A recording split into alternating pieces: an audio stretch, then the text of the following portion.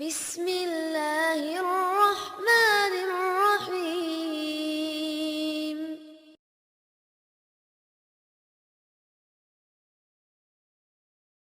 Nah, Rasul sholat tahajud nggak ngebangunin Aisyah di sebelah. Waktu itu pas Nabi lagi ruku, Nabi lagi sujud, di tubuh Nabi itu kayak kedengaran ada suara tulang patah atau tulang kegesek gitu. Aisyah bangun. Astagfirullahaladzim, Nabi kenapa? Nabi kenapa kok kayak ada suara tulang gitu di tubuh beliau. Kayak orang lagi patah tulang kan, truk gitu. Nabi sujud bunyi, Nabi ruku bunyi. Akhirnya Aisyah kasihan sama Nabi, diusap-usap di sebelah Nabi gitu. Nabi lagi sholat diusap-usap. Begitu Nabi beres sholat, Nabi menghadap, Assalamualaikum. Ada Aisyah di sebelah. Itu tuh bedanya sholat berdua sama sendiri. Pernah sholat ditungguin pasangan? Sholat tahajud ditungguin pasangan, dia duduk di sebelah. Kok duduk di sebelah gak ikut sholat Ustaz? Lagi dapat gilirannya, periodenya, jadi dia gak bisa sholat, lagi haid. Duduk di sebelah, gak bisa sholat juga dia kayak setia gitu dampingin sholat. Apa bedanya? Bedanya pas salam. Assalamualaikum warahmatullahi. Beda. Kalau sholat sendiri, Assalamualaikum warahmatullahi. Mana sih? Gak ada siapa-siapa gitu kan. Kalau ini sholat salam, terus bedanya lagi apa? Pas amin. Waladhdallin, amin. Gitu aminnya. Kalau sholat sendiri, waladhdallin, nggak ada yang aminin. Atau kalau ada pun suaranya, amin. Kan ngeri. Jadi kalau kalian pengen ibadahnya tuh kayak nyaman gitu ya, nikah ya. Balik lagi tadi ya. Jadi salah satu di antara ciptaan Allah yang kalau dilihat itu berpahala, dan kayak gampang banget bapernya, lihat mantan. Pasangan maksudnya. Istri, bukan lihat mantan. Lihat mantan di sosmed nggak boleh. Pakai akun palsu. Kok Ustaz tahu aja sih? Pengalaman. Enggak lah, saya akun cuma satu. Hanan_Attaqi, follow. Modus. Oke, jadi gimana sih caranya kita zikir, kita nyebut nama Allah tapi kerasa di hati. Salah satunya teman-teman coba sebut nama Allah itu yang sesuai dengan masalah kita. Jadi kalau kita ada masalah, makanya kita hafal beberapa nama Allah itu sesuai dengan masalah. Kenapa ada 99 walaupun bukan batasan, karena nama Allah itu nggak terbatas kan. Cuman yang terkenal itu kan 99 tuh. Sama kayak nama Nabi kan yang terkenal itu 25 kan. Padahal yang kita kenal bukan 25 loh, 26. Ada satu lagi yang kita kenal, common, Nabi Khidir. Berarti kan Nabi bukan 25. Ada Nabi Khidir, ada Nabi Yusha, Joshua, ada Nabi Daniel. Nabi itu ada lebih dari 100.000. Cuman yang terkenal 25. Nama Allah yang terkenal 99, tapi nggak terbatas. Kenapa ada 99? Biar kita tuh kalau lagi ada masalah, nyebut nama Allah itu sesuai dengan masalah kita. Masalahnya hutang, nyebutnya apa? Ya Razzaq. Kalau kita punya hutang, ya Razzaq, ya Fattah. Kalau kita kayak habis diputusin, nyebutnya apa? Ya Wadud, ya Sami. Kenapa? Orang kalau habis diputusin kan pengen curhat kan? Curhat sama teman kadang-kadang kita baru buka curhat, dia curhat balik. Gue pengen curhat nih. Kenapa? Gue habis diputusin. Ya laki-laki emang semuanya kayak gitu. Gue juga kemarin diputusinnya dengan caranya panjang. Padahal kan kita yang mau curhat. Kenapa dia curhat duluan gitu kan? Yang lebih parah lagi kita curhat lewat telepon. Dia dengerin loudspeaker. Udah gitu dia ngapa-ngapain, pergi ngapain gitu. Kita ngomong sendiri gitu kan, garing gak sih? Ngomong sendiri kita kayak udah bersemangat banget. Dia baik banget loh, dia mau dengar curhat gue. Ngomong panjang lebar. Terus lama-lama kita curiga, kok diam aja sih? Lu masih ada gak sih? Akhirnya dia lari dari dapur. Oh iya masih ada. Terus balik lagi.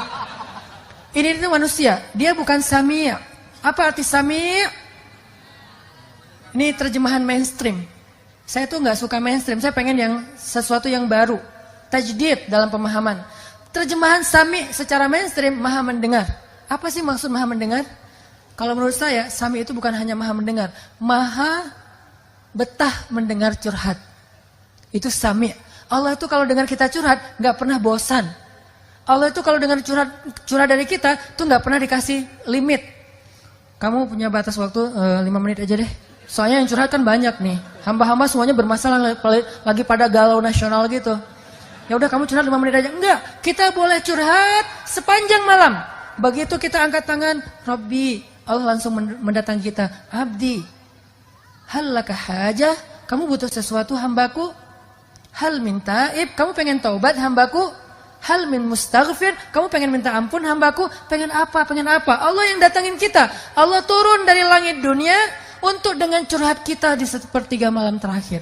Allah yang datangin kita. Kalau teman kita kan kita yang datangin dia. Udah gitu kita harus bawa hadiah, kita harus traktirin dia makan, kita harus tambahin dia kuota. Ntar dia bilang, gara-gara curhat kamu tuh kuota gua habis, ya udah gua gantiin gitu kan. Kalau Allah nggak kayak gitu, dengerin curhat kita dan betah banget. Sehingga panggil Allah dengan nama yang sesuai masalah kita. Sehingga PR kita nih, challenge dari saya buat teman-teman, coba teman-teman baca terjemahan dari setiap nama di Asmaul Husna. Kan ada Asmaul Husna tuh, cari bukunya atau googling, kan ada terjemahannya. Coba pahami terjemahan itu. Salah satunya apa? Jabbar. Al-Jabbar. Al-Jabbar ini kan kalau dalam bahasa umum tuh yang maha memaksa. Yang maha perkasa, kuasa gitu. Memaksa sesuatu tuh sesuka dia. Itu Jabbar. Tapi Jabbar juga dalam makna yang lain, yang maha mengobati sakit hati loh. Itu arti Jabbar. Makanya ke dalam doa ketika kita antara dua sujud, kita baca apa? Rabbighfirli warhamni wajburni. Apa arti wajburni? Ya Allah paksain aku gitu. Enggak kan? Kan wajburni itu dari kata Jabbar. Artinya apa? Ya Allah sembuhkanlah sakit hatiku. Jadi kalau lagi sakit hati, baper, kayak nggak terima kenyataan gitu, apa sih alasannya dan seterusnya? Kenapa sih dia left? Kenapa sih dia pergi? Kenapa dia apa segala macam kayak misalnya nge-reject telepon kita? Cara ngobatin sakit hati, wajiburni ya Jabbar. Wajiburni ya Jabbar. Jadi tergantung nada nih. Kalau ya Jabbar, itu artinya yang maha perkasa dan memaksa. Tapi kalau ngomongnya ya Jabbar, itu artinya yang menyembuhkan penyakit hati. Makanya coba baca deh. Asmaul Husna itu challenge anak muda ya. Coba baca, nggak usah hafal. Baca aja dulu. Karena kalau disuruh hafal nanti berat. Baca aja, pas ada masalah ngomong dengan nama itu. Wahai Zat yang maha mendengar. Saya lagi pengen curhat. Anak saya, suami saya, apa saya, kayak gitu-gitu kan ada masalah nih, masalah keluarga. Ngomong sama Allah, tapi panggil nama yang sesuai masalah kita. Itu akan kena banget. 1, tutorial, zikir yang bikin hati kita itu kerasa. Yang kedua, coba kalau kita pengen zikir yang berkesan itu, baca juga bacaan-bacaan doa sesuai dengan apa yang pernah diajarin Nabi itu. Nabi itu banyak banget ngajarin doa-doa yang keren. Misalnya doa galau.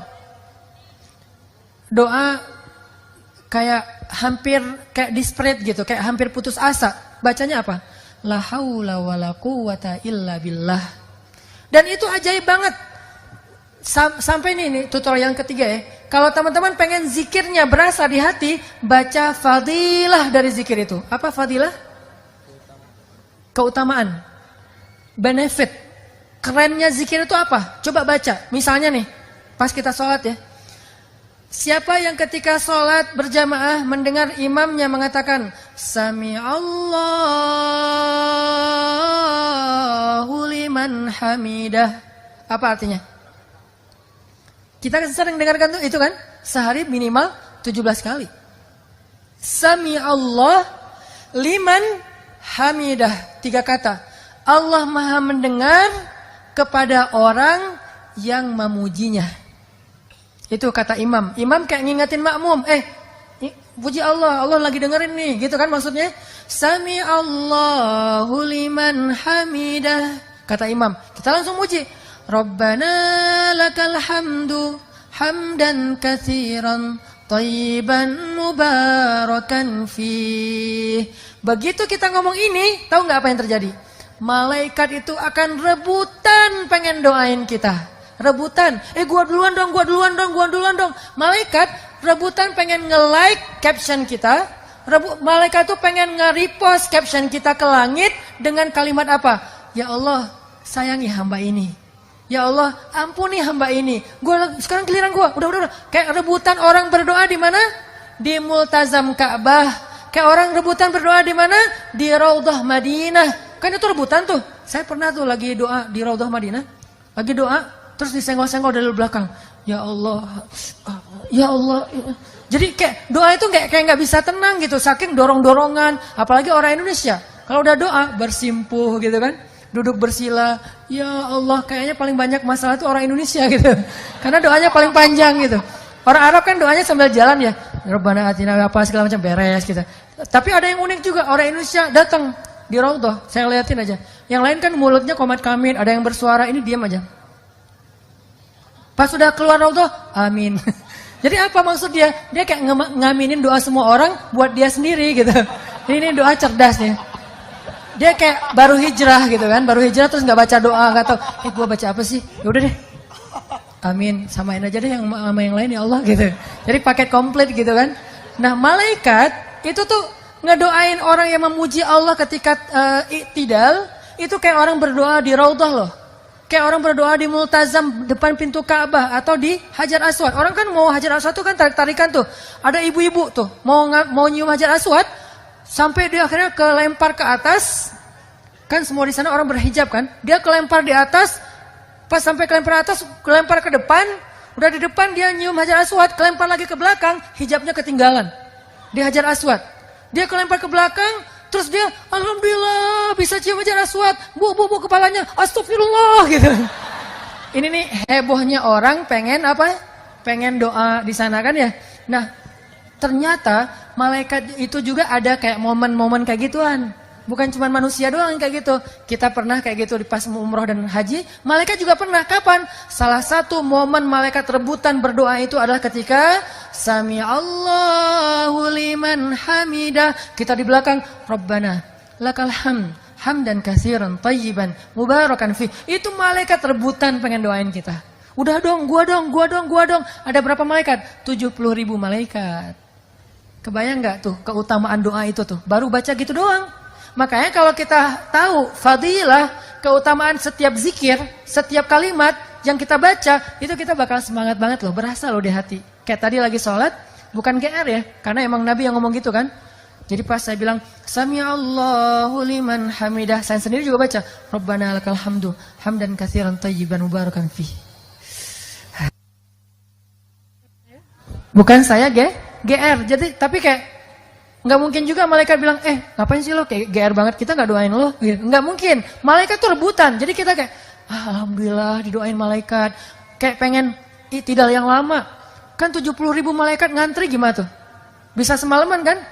Kalau seandainya saya mau tuh, seharusnya Rabbana lakal hamdu, hamdan katsiran tayyiban mubarakan fi. Udah aja diam.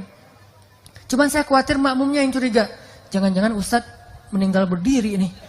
Husnul khotimah gitu kan. Akhirnya digantiin dari belakang. Gitu. Jangan, itu sikut menyikut ya. Jangan ngikutin cara kayak gitu. Tapi artinya itu keutamaan. Belum lagi nanti pas kita sujud.